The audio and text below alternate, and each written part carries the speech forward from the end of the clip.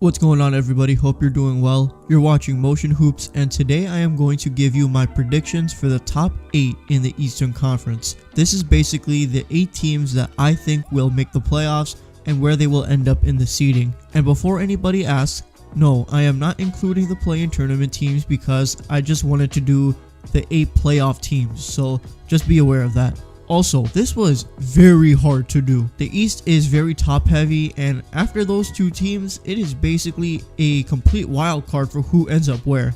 Teams that I have 6th, 7th, or 8th have a case to be 3, 4, and 5, and vice versa. I think that from 4 to 8, it will basically end up being like a 2 to 3 game difference.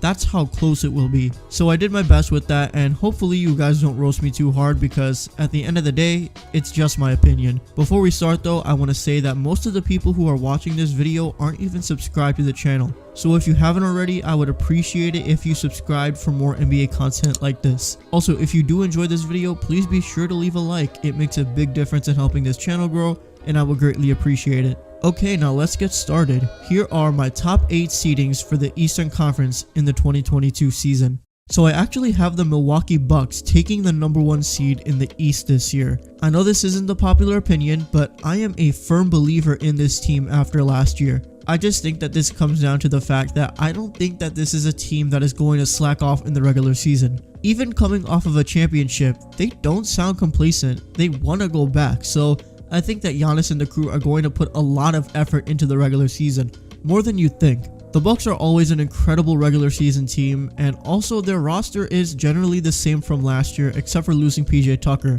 so I don't see them taking a step back. I know that typically championship teams have a little hangover from the year before, but Giannis is wired differently and I just don't see him getting complacent. There's a pretty good chance that the Bucks and Nets have a really tough battle all year for the first seed, and it comes down to literally the last game, and it's like a 1 game or even half a game difference. And with some of the uncertainties in Brooklyn right now, I'm more inclined to give the top spot to a team that doesn't have any off-court drama right now, so that's why I got the Bucks at number 1. So with the Bucks at number 1, that leaves the Brooklyn Nets at number 2. Look, despite all of the Kyrie Irving drama, if you just take him out of the equation, this is still a championship team. Harden and Durant, when healthy, are going to obviously be very dominant, and this team is going to be very good. I don't know what Harden is going to do playing either the 1 or the 2, but either way, I just don't see it making a big difference because he can still be a great facilitator either way. And with KD, I don't even have to discuss it because as long as he's healthy, he's the best player on the court any given day. So even without Kyrie, the star power is there that can take this team as far as they want. I'm very interested to see what Patty Mills' role is going to look like now because I was thinking probably a backup role for Kyrie or Harden, but now without Kyrie, he's going to have a bigger role on this team, and I'm just curious to see what he does. He has what you need because he's a pest on defense and he can shoot at a high volume, so I'm just interested in seeing how this fit works. I also like the bench depth on this team with guys like Nick Claxton, who I think they should start by the way, and also Bruce Brown, Paul Millsap. So their defense won't be terrible, and honestly, that's all you need when you probably have a top 5 offense. I think they'll end up at number 2, but just barely behind Milwaukee. If Kyrie decides to come back though, it does change things, but it doesn't look like it right now, so I'm sticking with this prediction. I know I'm not the only one who feels this way, but this Miami Heat team has the potential to be very good this year. I think some people are underrating just how much of an impact Kyle Lowry will have. And look, I know it's preseason, but did you see the pick and roll game with Bam?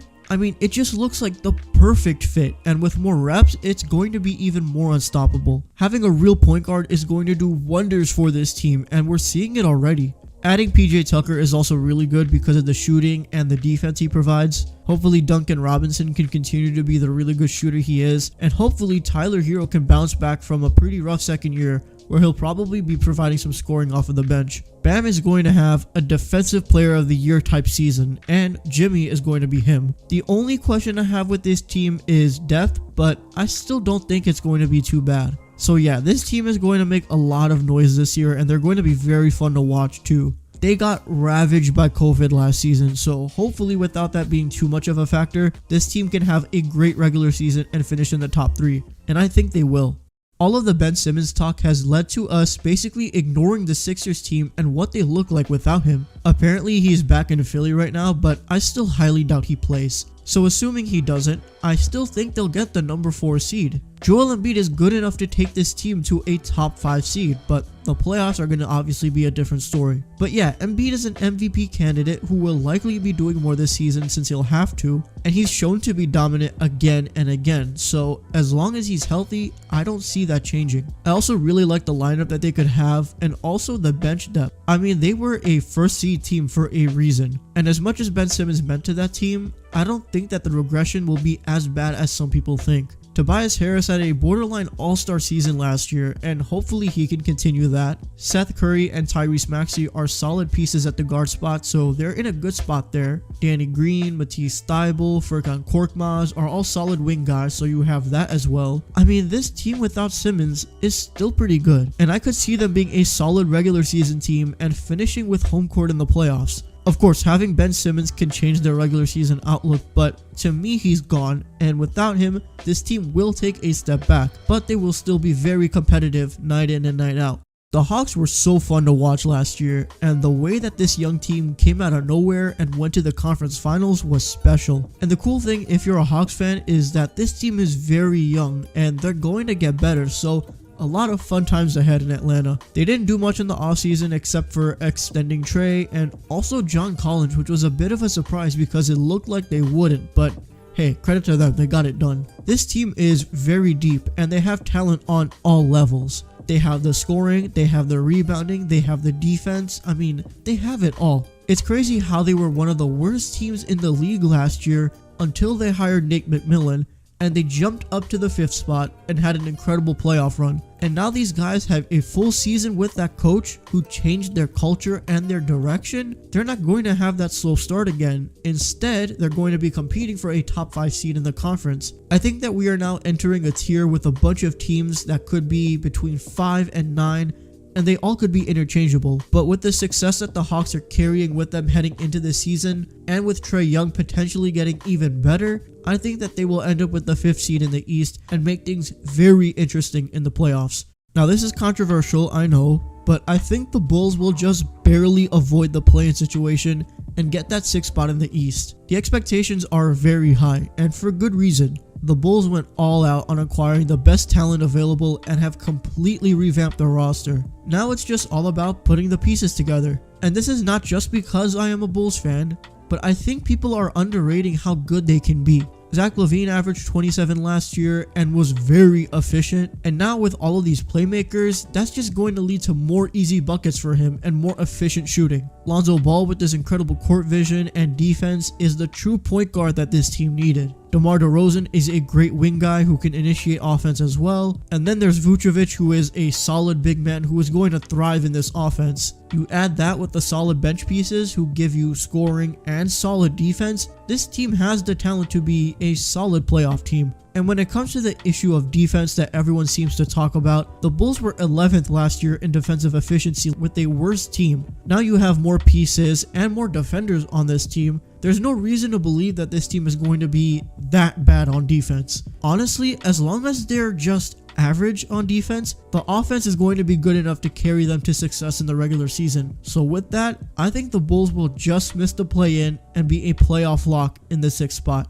This one hurts to say, but yeah, I think the Celtics end up at the 7th spot in the East. I love Jason Tatum. He's one of my favorite players outside of LaVine, Durant, and Curry. I'm also a very big fan of Jaylen Brown, the player and the person, but honestly, the way I see this team, there isn't much to be looking forward to outside of those two guys. First off, this was another team that got ravaged by COVID, so hopefully that isn't a problem for them this season.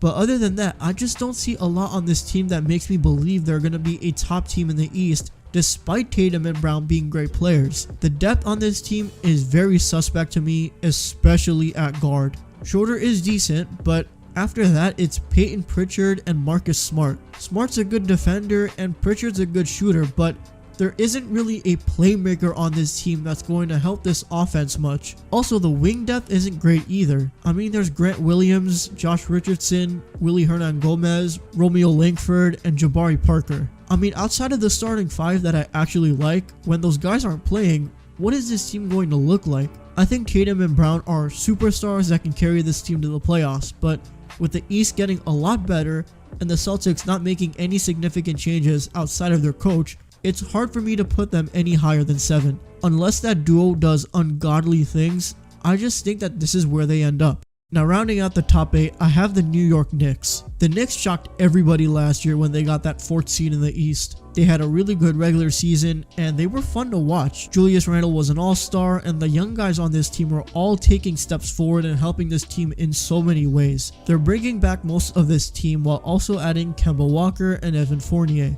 I'm glad Kemba is home in New York, but I'm not sure if his offensive production is going to be enough for this team. We saw the struggles in Boston, granted he was never healthy. And if he is healthy and he can put up around 18 to 20 a game, that would be huge for this team. But it's hard for me to believe that given what we've seen from him before. Evan Fournier though is a pretty good wing piece as well. I like him more than Reggie Bullock honestly, so in that department that's an upgrade. The biggest question I have with this team is if Kemba and Fournier are going to significantly improve this offense. Also, was last year a fluke?